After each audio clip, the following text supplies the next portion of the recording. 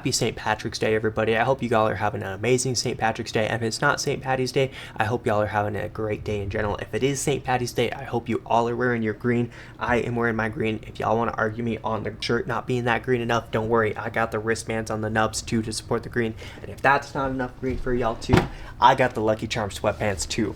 I am wearing my green. No virtual pinches, no actual pinches today. But welcome back to the Hands Down Podcast with your host, Javin Nordell. I could not be more excited to be with you guys today. Today's going to be a fun episode. We're going to take a look into my winners and losers of the NFL free agency thus far. League year started on the 12th of last week, and it has been so entertaining. So much has happened since my last video that I dropped last week.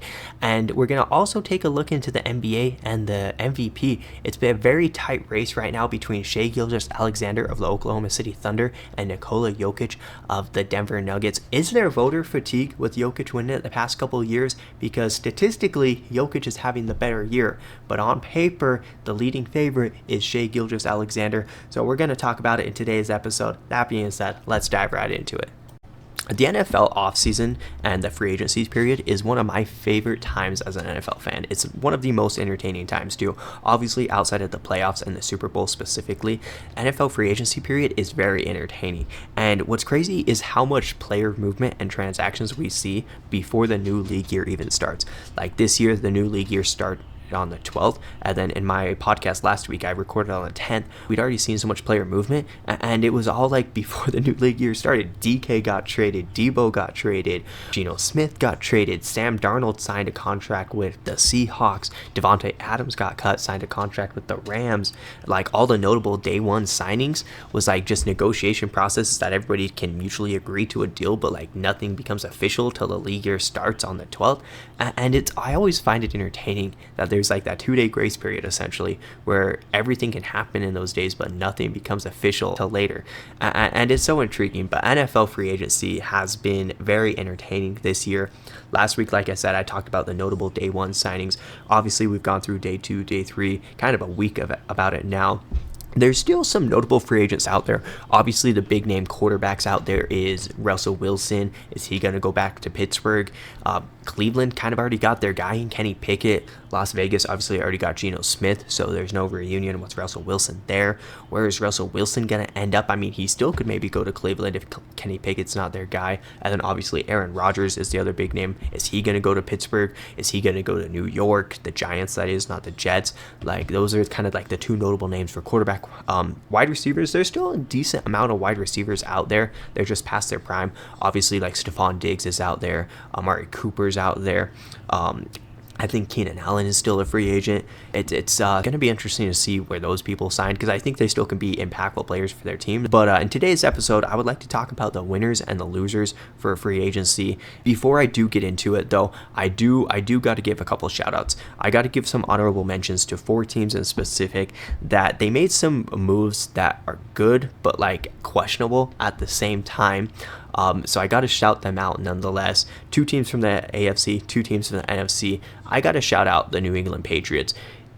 And this can be debatable because the Patriots did kind of win free agency, but at the same time, everybody was expecting them to go out and spend money. They had $125 million to spend. You just brought in Mike Vrabel as a coach.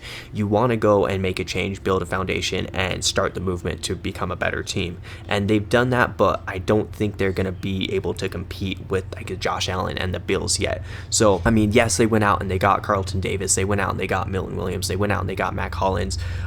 They still don't have like a really good wide receiver for Drake May to throw it to, and I'm a little concerned about that.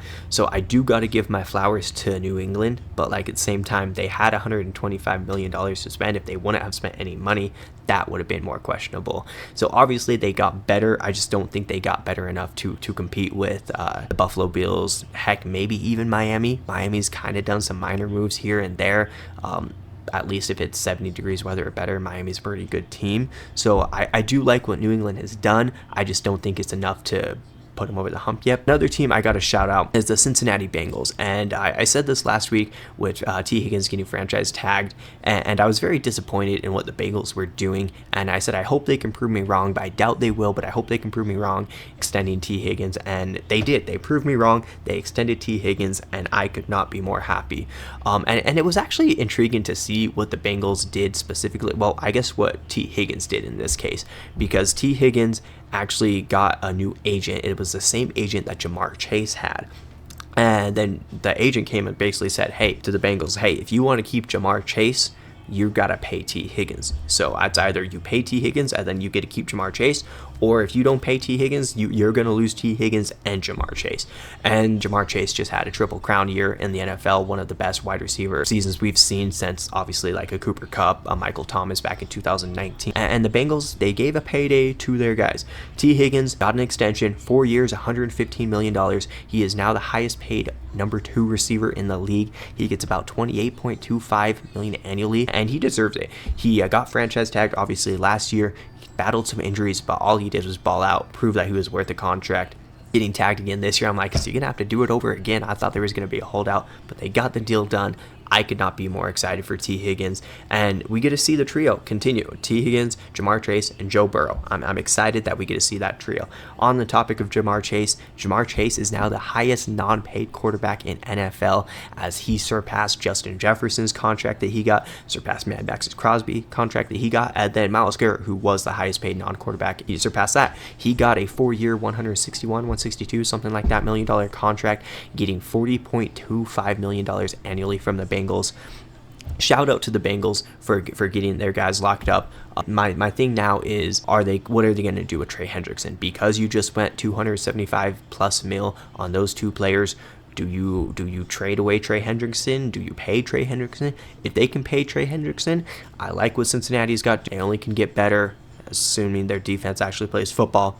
But if they lose Trey Hendrickson and their defense was already as bad as it was last year, are you going to be able to compete with a Baltimore in that division? And then a Pittsburgh. I know Pittsburgh doesn't have a quarterback right now, but Mike Tomlin always finds a way to be semi-competitive. Maybe not in the playoffs, but he always finds a way to be semi-competitive. So I got to give 2 honorable mentions to those 2 teams on the AFC side. On the NFC side, I like the moves that these 2 teams did. I don't understand the direction that their franchise is going into. They both come from the same division. I got to shout out the Rams, and I got to shout out the Seahawks. The Rams, keep in mind, this is a team that was a drive away from beating the Eagles in the divisional last year. And they go out and they say they don't want to bring Cooper Kupp back. But then you get Davante Adams. And I'm just a little confused because Davante Adams and Cooper Kupp, age-wise, are very similar. Play-wise, are very similar. And I'm just like, at that point, why wouldn't you keep Cooper Kupp and run it back? I don't know. I do like that Matt Stafford obviously is back restructuring his deal. I am intrigued to see what Matt Stafford and Davante Adams can do. And then obviously Puka Nacua is still there. It's just confusing that you went away from Cooper Kupp to get Davante Adams. So I like what Los Angeles is doing over there. I don't know how it's going to work out. It's the same type of player, but I'm intrigued. So I got to give them an honorable mention. And then the Seahawks. I thought they was fully going to embrace a rebuild. You cut Tyler Lockett, you traded DK Metcalf away, you traded Geno Smith away, and I'm like, okay, embracing a full rebuild. Then you give $100 million to Sam Darnold. Then you go out and you sign Cooper Kupp to a 3-year, $40-something million contract. And I like that Sam Darnold actually has a receiving core. Obviously, he had a great receiving core in Justin Jefferson and Jordan Addison last year, and now it's not going to be as good. He has a JSN and a Cooper Kupp, so I like that he still has a receiving core, but he doesn't have an offensive line anymore. Minnesota significantly had a better offensive line, and Seattle's offensive line is significantly worse, and you didn't upgrade it. If anything, you downgraded it, and now you have Cooper Kupp. Like I said, I like the signing. He's got 2 people to throw the ball to, but if he's not going to get protected, it's going to be the Chicago Bears all over again. Chicago Bears went all out for Caleb Williams last year, gave him some threats, and he wasn't able to get the ball to his threats because he got sacked. So I'm intrigued to see what Sam Darnold is going to do and what kind of Sam Darnold we're going to get. Are we going to get the Minnesota Sam Darnold? Are we going to get the Sea and Ghost New York Jets Sam Darnold? He's very familiar with Clint Kubiak's offense. He was his quarterback coach when he was in San Francisco, so I understand why he wanted to go there. He's very familiar with that. So I got to give that to Sam Darnold, but I'm very, very concerned about the offensive line that he has in Seattle. But I do got to shout out those two teams. I like what they're doing. I like the players they brought in. I think they can be competent enough. I don't know how far they're going to go. But I got some winners. So some winners, I got it. The Denver Broncos, I think, won free agency. The Denver Broncos had one of the best defenses in the league last year. They had Defensive Player of the Year, PS2, on the team. And they only went and got better defensively.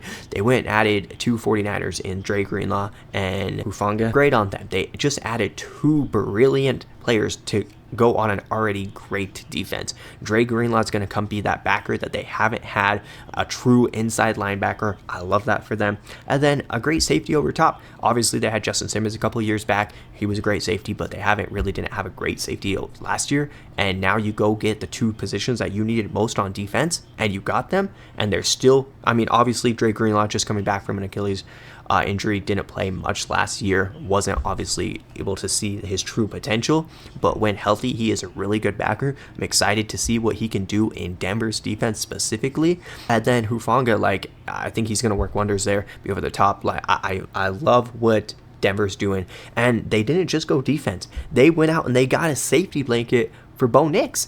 Bo Nix, if Jaden Daniels didn't exist, Bo Nix would have won Offensive Rookie of the Year. And I think one thing is Bo Nix understands the type of quarterback he is. If you're going to give him soft coverage, if you're going to give him the short checkdowns, he is going to take that. He can play you over top sometimes and have that big play, but that's not Bo Nix's game. And getting him a safety blanket and an Evan Ingram, I absolutely love this for him. I would like to see them go out and get another wide receiver to help them out a little bit more, but you already have Courtland Sutton, who had a really good last year with Bo Nix, and now you get him a safety blanket of Evan Ingram, and Sean Payton loves his tight ends, what he's done with Jimmy Graham, what he did with Taysom Hill. Obviously, he's not going to be a Taysom Hill type player, but he's a pass blocker, run blocking, and he's a threat. I like what Denver's doing there. Denver, in my opinion, won free agency. Also another team that won free agency is the Chicago Bears. Chicago Bears have been absolutely insane. And a lot of people have said this for a couple years. Chicago did a lot last year, obviously bringing in so much talent to put around Caleb Williams. So maybe time will do its thing again and they're not going to actually perform well. But if we're just looking at transactions they made, Chicago already has the threats that Caleb Williams need. The only thing they needed to do was protect Caleb Williams. Caleb Williams was sacked a league high 68 times last year. That is the third most in NFL history. And I think David Carr was the most, 76 times in a year or something. But 68 times. He had a DJ Moore that he could throw the ball to. He had a Keenan Allen that he could throw the ball to. He had a Rome Odunze who he could throw the ball to. DeAndre Swift is a interesting running back, but he had offensive talent. He couldn't do anything. And Matt Eberflus was his head coach, who didn't know how to time management. But they went in and they shored up their O-line. They made a trade to get Jonah Jackson. They made a trade with the Chiefs to get Joe Thuney. And then they bring in Drew Dalman from the Falcons. Their O-line is completely revamped. Caleb should have a significantly better year this year, and he actually can be the true player that we expected him to be coming out of college. His potential is there. I'm truly excited to see what Caleb Williams can do. Like I said, he already has those weapons, and now he has an offensive line that can protect him. You have a decent draft pick where you could get a running back, get some defensive help. You can kind of choose there. Do you want to continue to run it with DeAndre Swift? I'm intrigued to see, but flowers to the Bears. And then the Commanders, Jaden Daniels, won Offensive Rookie of the Year, almost made it to the Super Bowl, obviously made it to the conference championship game just to lose to the eventual champions, the Eagles. And that they've got Deebo Samuel for a bag of chips, a 5th round pick. Giving him Scary Terry obviously as your one. I don't know if Deebo Samuel's going to be the player that he was in San Francisco 2 years back, but I don't expect Deebo Samuel to be the Deebo Samuel he was last year. I think Deebo Samuel needed a new team. I still think he can be a very solid number 2 for you. And for a second year sophomore season Jaden Daniels, I think that's one of the perfect players to put by him. Because Terry McLaurin was really good last year, but there were some games that he was non-existent and you really needed someone else to give him. Deebo Samuel attracts a lot of attention, and now you have 2 guys who attract a lot of attention. You obviously brought back Bobby Wagner, who was really good for that team. You brought back Zach Ertz, who was a great safety blanket for Jaden Daniels. I really like what the Commanders have done. They made it to the conference championship last year, and then they also went out and they traded for Laremy Tunsil. And now Jaden Daniels is going to be that much more protected. I like the protection that you're giving your second-year quarterback. You don't want him to get that sophomore slump that C.J. Stroud had. You're protecting your guy. You still give him weapons. I like what the Commanders are doing here. Laremy Tunsil, Deebo Samuel, bringing back some of your core guys who helped you last year, I gotta shout out the Commanders. Those are the 3 teams as I had as my winners: the Denver Broncos, the Washington Commanders, and the Chicago Bears. As for the losers, the San Francisco 49ers, I don't know what San Francisco is doing as an organization right now. They have lost, here's a list of players they've lost in this year. Wide receiver, Deebo Samuels. Guard, Aaron Banks. Cornerback, Ward. Linebacker, Dre Greenlaw. Safety, Hufanga. Defensive tackle, Hargrave. Defensive end, Leonard Floyd. Defensive tackle, Malik Collins. All of those guys they've gotten a couple players to replace some of those guys, but all of those guys are like notable starters on your defense, on your offense, and you just gone, poof, gone. And 49ers, you're going to have to pay Brock Purdy. Brock Purdy's going to want a bag and a half. And Christian McCaffrey coming back from his injury, he's an every other year type of running back. He has a good year, he gets injured. He has a good year, he gets injured. So ideally, we should have the Christian McCaffrey that has a good year this year, but I mean, he's had so much injury concerns, injury questions now. Are we going to get the CMC that we want? Is he going to have more injury questions? And then your wide receiver room, you don't have a Deebo Samuel anymore. Who's Brock Purdy throwing that ball to? I mean, you have Juwan Jennings, but like, I wouldn't trust him to be my 1, maybe a 2. Juwan Jennings is good, but I don't think he should be the leading receiver on your team. So it's interesting. I don't like what the 49ers have done this offseason.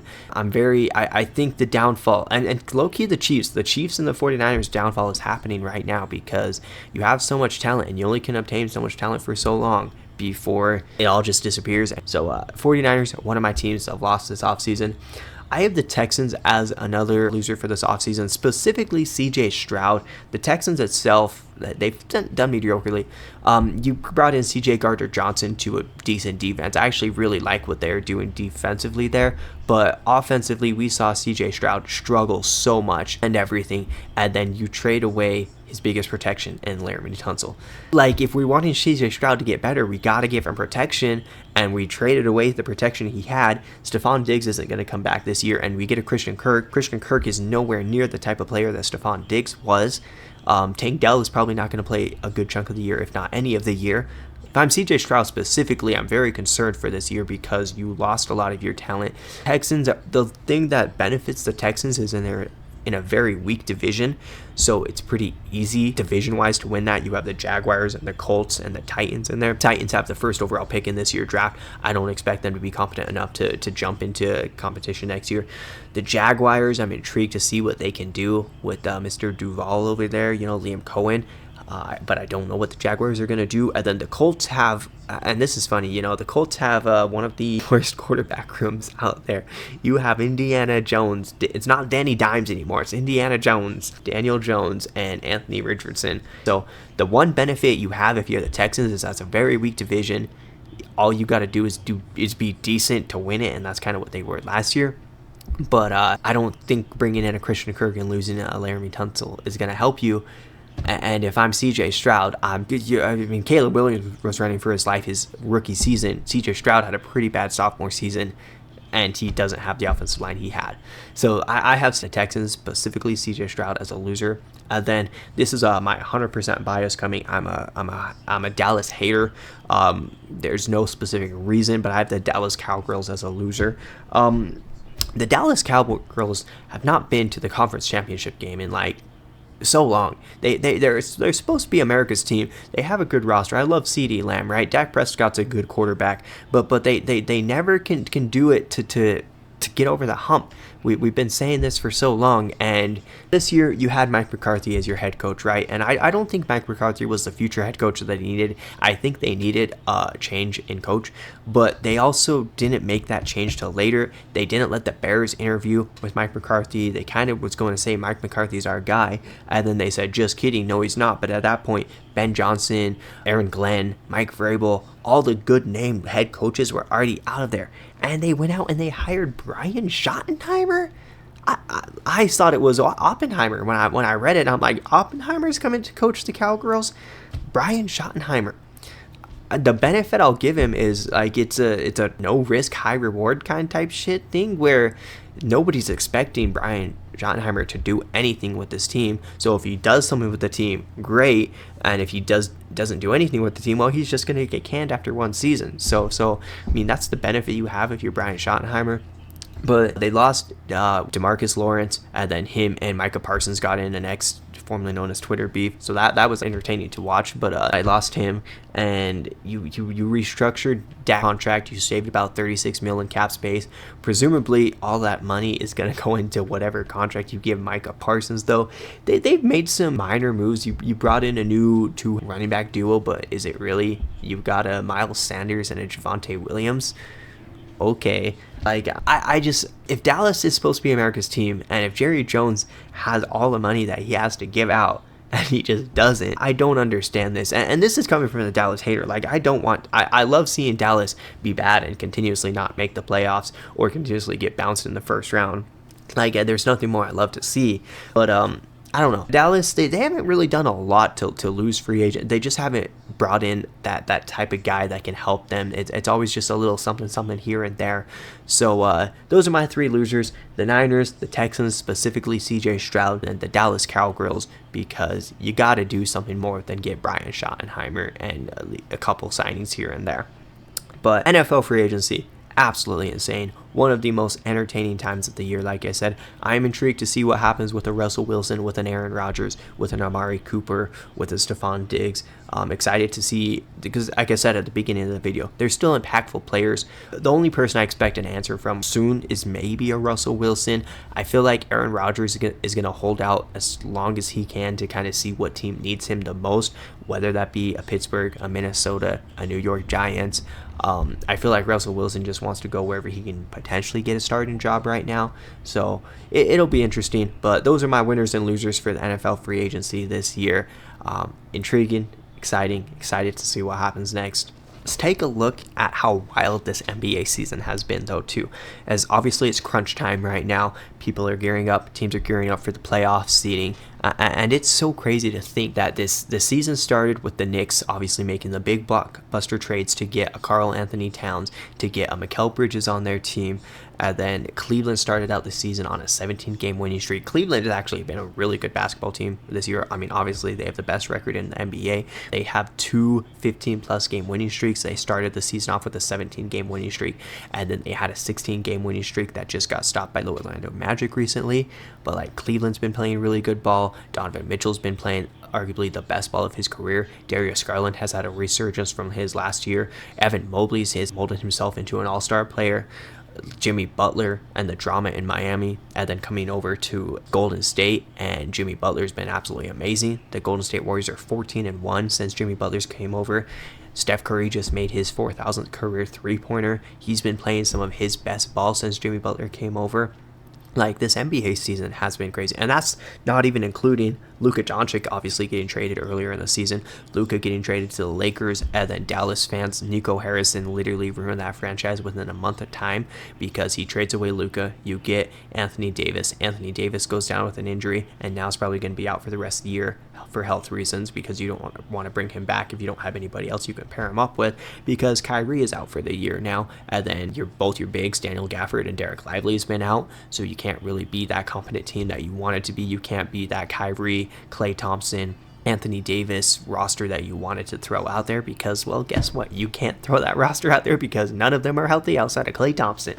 And it's been a very intriguing season. The Sacramento Kings, they fired Coach of the Year Mike Brown, which I found that one very interesting. The San Antonio Spurs, I feel bad for the San Antonio Spurs because you had Victor Wembanyama. He gets shut down for the year with his blood clot, and that sucks for him. And then you made a trade for De'Aaron Fox, and now De'Aaron Fox is getting shut down for the year after an injury with him. It kind of benefits the Spurs, though, too, because like I said this in one of my TikTok videos. If you're the Spurs and once Wemby went down, you own like 3 first-round picks in this year's draft, including yours. So like, you kind of want to be bad so you can get 2 to 3 first-round picks, and then when Wemby and Fox come back healthy, you can use those picks to bolster your roster, or you can use them to trade to bolster your roster. But I mean, player-wise, it does suck for De'Aaron Fox and Wemby, obviously. But this league year has been so crazy with everything we've saw. And I think one of the craziest things too is this MVP race. And I'm kind of in a loss here because obviously the MVP is no longer the MVP. It's not the most valuable player. It's usually the best player on one of the best teams with the most success. And it's crazy because, like, I think the last time we had a true MVP would have been a James Harden when he was averaging his god numbers, went absolutely ballistic, and then Russell Westbrook, because Russell Westbrook won the MVP as, I think, as a 6th seed, but it was like the first time anybody had averaged a triple-double, and now Nikola Jokic and Luka Doncic do that on a day-to-day basis. But like, I think those were like the most deserved MVPs, because like recently it's just been who's been the best team in the league and then how successful they've been. Like this year, for instance, Jokic is having a really good year, and it could be voters fatigue, it could not be, and Jokic is having still a really good season. He's averaging 29 points per game, 10 assists, 13 rebounds, he's averaging 0.7 blocks per game, and then 1.8 steals per game, but yet he's losing to Shai Gilgeous-Alexander in the MVP race. Shai is averaging 33 points per game, 6 assists, 5 boards, 1 block, 1.8 steals per game. I kind of agree with Mike Malone in what he said. If you were to put player A and player B together, player A being Nikola Jokic and his stats, and then player B being Shai Gilgeous-Alexander, and you just showed the stats, 9 times out of 10, probably 10 times out of 10, player A is going to win that. He's the more impactful one. He's doing more offensively. He's doing more playmaking. And then he's, like Shai doesn't have the rebounding and the assist stats that Nikola Jokic has. But then again, Nikola Jokic doesn't have the defensive stats that Shai has. Defensively, Shai as a guard is averaging more blocks than Nikola Jokic as a center. It's just so crazy. And like Nikola Jokic on this year, he has 51 double-doubles, 29 of those are triple-doubles. Shai Gilgeous-Alexander only has 5 double-doubles on the year, no triple-doubles, but he has 4 50-plus games, he has 12 40-plus games, he has 40 30-plus games. And it's an intriguing MVP race, but I'm kind of in a loss because I think both are deserving. Like, if there's ever a year to give a co-MVP, to give it to both players, I think this is the year. But like, it just makes me question, like, who truly deserves the MVP? Is it Nikola Jokic, who probably impacts the Denver Nuggets more as a whole because of his offensive ability, his playmaking ability?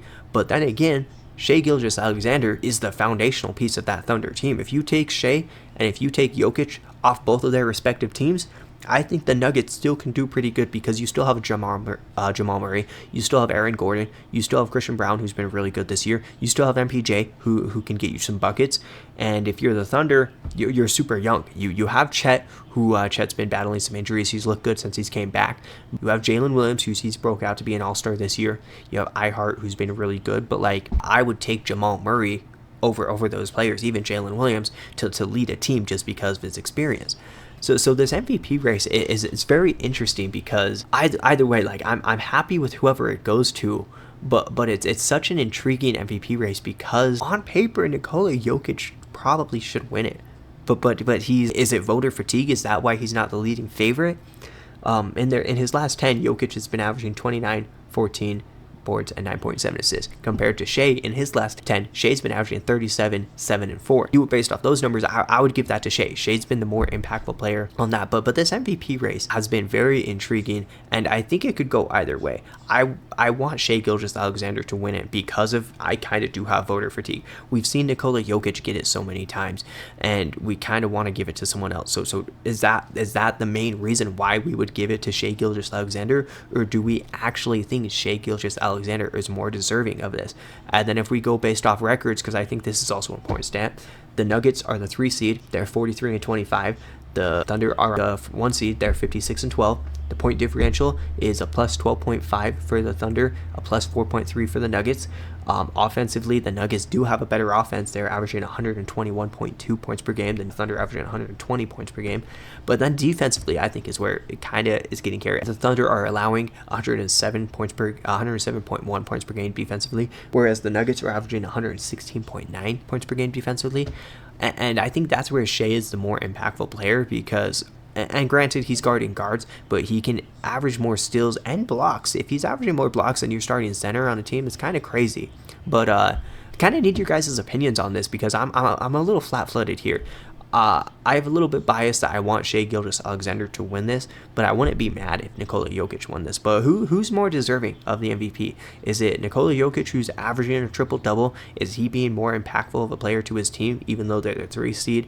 Or is it Shai Gilgeous-Alexander, who his team is being more successful and has more team success, but statistically, player stats, the only thing he's beating Nikola Jokic in is in steals, blocks, and points. So it's a very interesting topic because it could go either way. Give me your guys' thoughts on this. Like I said, my bias wants SGA to win this, but the numbers say Nikola Jokic should win it.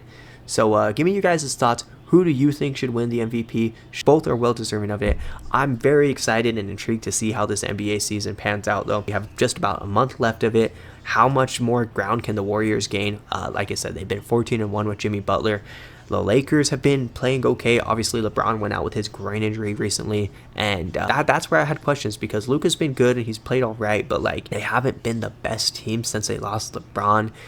Where are the Lakers going to be? But this NBA season, it's been super entertaining. Cleveland, obviously, being the great basketball team they have been.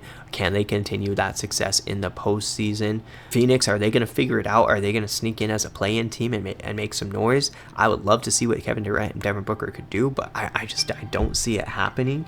But this NBA season has been very entertaining. I cannot wait for the postseason. Give me your guys' thoughts on who you think should win MVP.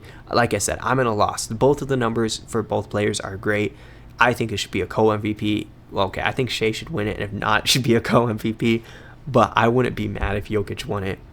Is there voters fatigue? Is there not? That's all I got for you guys in this week's episode. Thank you so much for tuning in to the Hands Down podcast where we talk sports hands-free. We are T-minus 11 days away from opening day for baseball. Could not be more excited to bring more baseball content to you guys. March Madness is here. The March Madness brackets got released yesterday. I made about 17 of them things. I got Duke winning them in one of the 17. I'm excited to follow and watch March Madness. Again, thank you guys for tuning in to this week's episode. Leave a like, drop a follow if you're new, and I'll catch y'all next time.